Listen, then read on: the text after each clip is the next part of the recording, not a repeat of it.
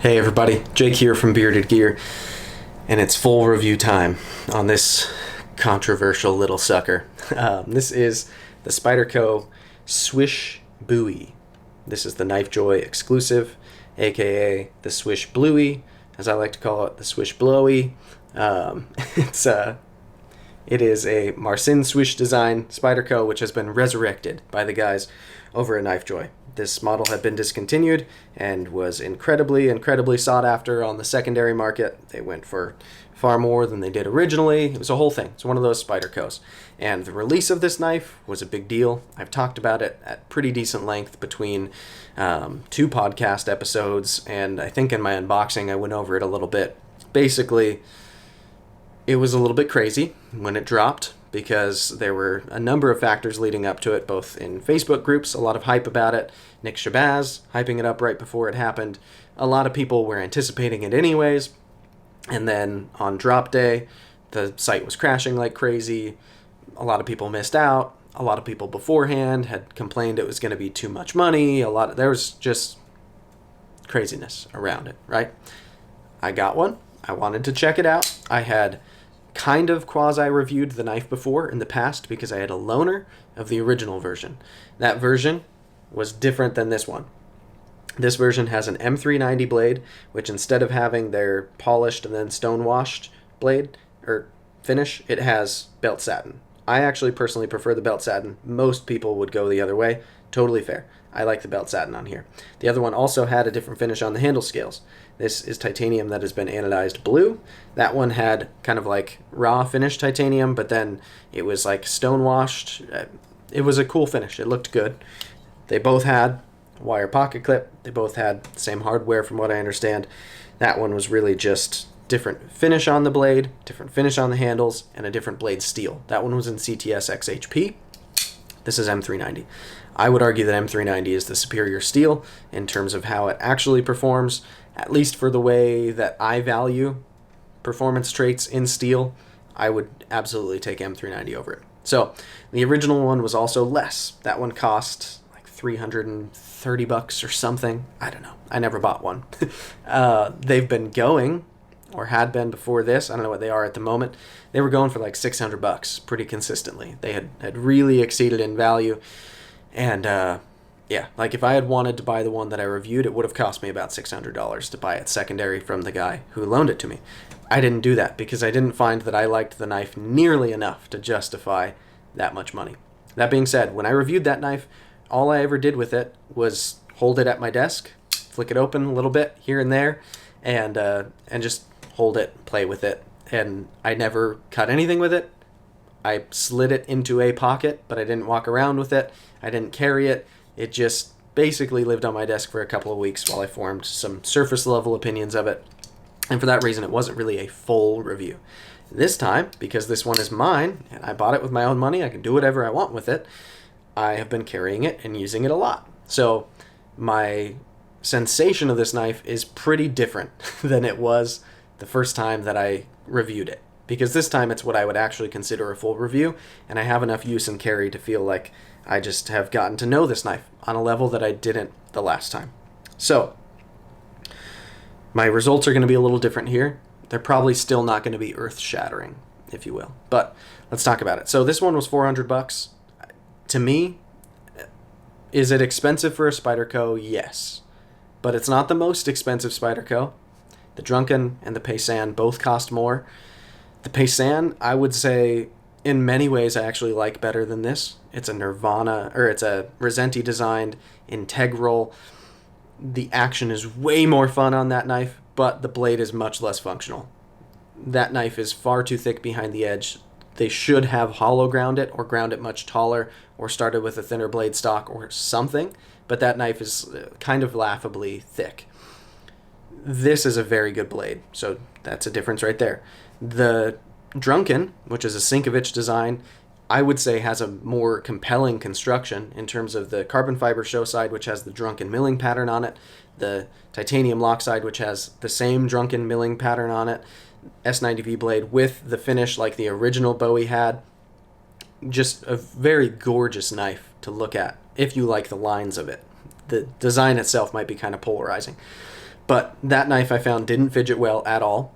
Action felt a lot like this, actually. And the clip on that knife was so horrendous that I owned one for a little bit, and then I got rid of it because I couldn't stand carrying it. Because clips are important to me. Clips are a very important feature on a pocket knife, in my opinion. And that drunken clip is so bad. And the only real options to switch that clip are to go with like an Adam Purvis clip, which are usually like $125 or something. So you're already starting with like a $500 Spyderco, and you're adding like a $125 clip to it, most of which are going to be Damascus if you can get one, and I'm not into that. So that knife is out for me. But this knife is a Taichung frame lock in nice materials, and so is it a little expensive at $400? Like, in a way, yes, but in a way also no. That's a personal decision. I think there are other knives which make far less good value propositions than this does, but a lot of that is taste. So I don't know. Is it amazing bang for your buck? I would say absolutely not. But is it horrible either? No. I think it's okay, especially when you consider how much these had become inflated on the secondary market for the original version. So to get one of these is a steal compared to getting an old one in not as good of blade steel for $200 more. I don't know. Cut that pie however you want. But let's talk about my impressions of the knife and just kind of jump into what I've found from actual carry, use, and cutting, like I didn't last time. Let's start with action, because that's really going to be basically the same as last time, and then we'll cover the new ground. So action on this guy, if I get it right, I can middle finger flick it. I've gotten to the point now, because I've carried it so much, I can pretty consistently middle finger flick it. It's rare for me to fail on that deployment method. Thumb flicking, I struggle with a little more actually than middle finger flicking, which is crazy because there's good hole access on this side, kind of, and bad hole access on this side, definitely. But the problem with the good hole access on this side is the way that this little circle is cut out. When I go to thumb flick it, see if I can show you, it's very difficult for me to not hit the frame, because the frame comes up so much here. If the frame was cut out more up here, and I could push forward a little more easily, I could thumb flick this all day long. But the problem is, my thumb runs into the frame right there. See how it's like pressing into my thumb? That gets in the way. I don't like that part of the design. I generally dislike it when there are Spydercos with holes, which is every Spyderco, and they block the hole. Because to me, part of why I love Spyderco knives is because they're fun to fidget with. I like to fidget with my knives. You can get all up in my comment section and complain about how beta males these days need to learn that knives are tools. Shut up, I hate you. I use knives as tools. I appreciate when knives are good at being tools and can cut. But newsflash, in 2021, you can have a knife that is an amazing tool in terms of actual use, and also looks really cool, and also has a fun action that is enjoyable to fidget with. It's just, I like it when knives fidget well, and I'm sick of people who act like that shouldn't be considered when you talk about a knife. This knife doesn't fidget well. Have I gotten to a point where middle finger flicking it, I'm pretty okay at it? Yes. But it's not a fun deployment method compared to just about any other knife with a hole that actually does middle finger flick. Thumb deployment also isn't fun. This knife feels like a knife that is designed to be slow rolled out. It's good at that. It feels nice when you do that. I don't like that. So I don't consider it good action because for my opinions, my preferences, it's not fun. It's just not. And then on closure, if you drop it down, that's lock bar all the way out of the way. See, it's smooth if you close it like this and slow roll it closed. Feels very glassy. Yes. Not fun to me. I want a knife that's going to drop. I prefer that. Sue me. So action is very lackluster on this knife. If you're getting one of these thinking that the action is going to be fun, unless you consider slow rolling fun, turn away from it. It's not a fun action. There are a ton of knives that are simply way more fun to play with. And playing with knives is what a lot of people do in this day and age when they aren't actually using them. So, welcome to the future. All right, so action, meh. But it works. I can Spidey flick it. It's reliable. Let's talk Ergos. So ergonomically, the first time around with this knife, I raved about it. I think, if I remember correctly, I talked about how good it was, how well it fit my hand. I like it even more now than I ever have. The more that I have carried this knife and pulled it out of my pocket and cut things with it, the more that I've fallen in love with these Ergos. Because it's just, frankly, the perfect size for my hand. I wear men's medium gloves, but I fill them out real well. It feels great. I genuinely enjoy this handle profile, the width, the thickness, the contouring. Everything about this knife handle is very, very comfortable for me. I love holding it in a saber grip. This jimping actually doesn't bother me. It's quite nice, feels good and grippy without being too aggressive or sharp. I like the traction it provides. The rest of the knife is incredibly smooth everywhere. If I do choke my finger forward, I start to feel the crowning of the spine, which makes the knife feel even nicer to me. I like this knife in hand. In a hammer grip, also super, super comfortable. In a draw cut, very, very comfortable. In a reverse grip, incredibly comfortable. Reverse grip draw cut, even that is comfortable. So every orientation that I put this knife in my hands feels great. I love the Ergos. It is an ergonomic win, and that's a big thing. Ergos are huge on a knife for me. So next would be carry. Let's talk carry. This knife carries stupid well. I really, really like it. For the size and profile of this knife, it's nice and thin. Everything is smooth, and everything is contoured just enough and rounded just enough and softened just enough that it feels incredibly easy to carry. It is honestly like just a perfect primary size knife for me, front right pocket.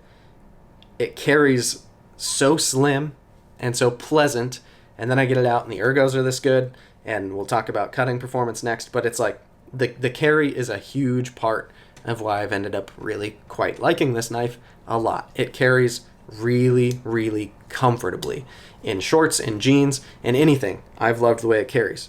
Part of that is because it's using a wire deep carry clip. Wire clips are my favorite clips. I'm very much a function over form guy when it comes to pocket clips more than anything, because I hate pocket clips that just look cool and then suck to use or suck to hold. It's more important to me to have Ergos work and carry go well than to have a pocket clip look cool. I also don't mind the look of wire pocket clips. I think it's kind of nice and inconspicuous when that's the clip sticking out of your pocket. I dig it. The production knife that I'm working on that is going to be coming out relatively soon will have a wire pocket clip because they're my favorite pocket clips. That's true here. This pocket clip helps a ton. The profile is great. Everything about this knife carries well, in my opinion. So then the last thing is cutting performance. Cutting performance on this knife is bananas. It's really, really just great. We've got a tall, full flat grind here. It gets nice and thin down behind the edge. It's M390, which is going to hold the edge very well. Spyderco does well with their M390 from all the testing I've seen and from all of my personal experience with their M390. They just do well with it. And you pair the height of this blade, the length of this blade, the profile of this blade, just everything about this blade, when you add it up and you also add that to the Ergos, make it, I have adored carrying and cutting with this knife.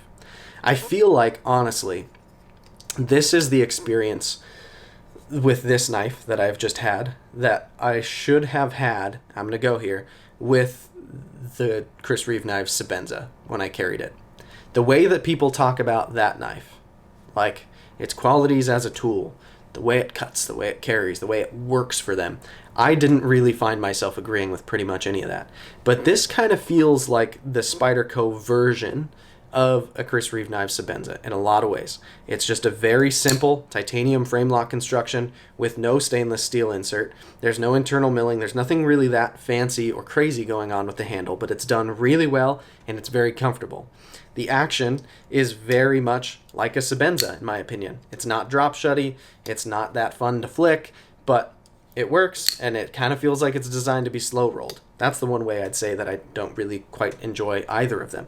But the way that people talk about the performance of a Sebenza and how it's just a tool that works so well, I thought the blade was good, but the Ergos didn't super agree with me, and the weight felt a little chunky and heavy. This feels like the balanced incredible tool that I hear people talk about the Sebenza like. I still wish that it had certain features, like maybe being on bearings and having better hole access so that I could enjoy fidgeting with it more.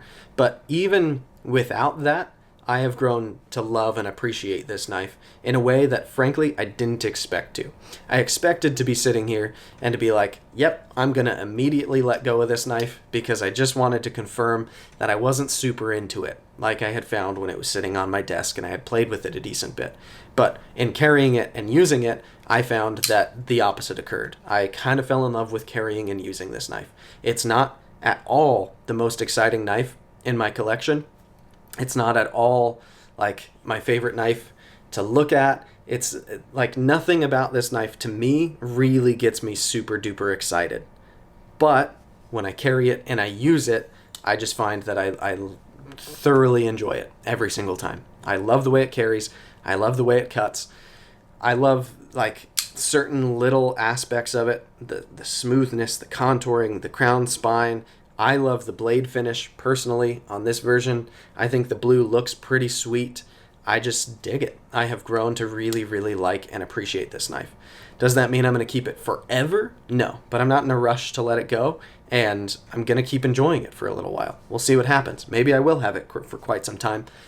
I doubt it, knowing me. I sell a lot of knives that I love, but I've grown to really, really, really like this knife, and specifically this version. Honestly, for me, this spec, this setup, is preferable to the one that has the fancier finish blade and the XHP and the non-anodized scales. I like this personally better. You're totally allowed to prefer the old version, and I know most people that I've heard from have said that they think that version is cooler. I'll take the M390. I'll take the belt satin. It happens to be one of my favorite blade finishes, period, anyways, and I like the blue. So the bluey, whatever you want to call it, is really, really good, in my opinion. Again, if I were to like perfect it, I'd probably really just go from this setup of washers and like smooth, glassy, but slow action to bearings. And I'd probably also add like a lock bar insert because I do like the idea of that on a frame lock. I think it's great. But it's functioning just fine without it, and they've been doing it this way for a long time. I've never had any personal problems with it, so I'm also not like mad at this knife because it doesn't have those features per se. It's just not exactly the way I would spec it if I were to make it mine. But I dig it. I think it's great. I honestly have grown to really, really love and appreciate this knife. So I guess we're just going to kind of leave it there. I think it's awesome. I don't know at the moment what this version is going for on the secondary. I assume it's probably a little bit crazy. They're probably more than they were brand new. That tends to be what happens. But Knifejoy has also said there will be more of these. I don't know if they'll all be this exact same configuration or whether they'll just keep cranking out different iterations of the same knife. Either way, there's going to be more of the Slysz Bowie on the market, which I think is frankly a good thing. Because now, like, if someone asks me, is that a good knife? I will say, if you're looking to fidget with it, not so much, but for everything else, absolutely. And for a lot of people, fidgeting is low on the list. For me, it happens to be relatively high, and that's a personal thing that we all have to decide for ourselves. But the fact that Knifejoy is going to be providing more of these to kind of satiate the demand, which has up to this point far, far exceeded the supply, will be a good thing. So anyway, thanks for checking it out, guys. This is the Spyderco Slysz Bowie. I don't know. I'm gonna stick with my original name, I think. I'm gonna call it David, like David Bowie. No, I don't know. I'm always changing what I'm gonna call it. Thanks, guys. We'll see you on the next one.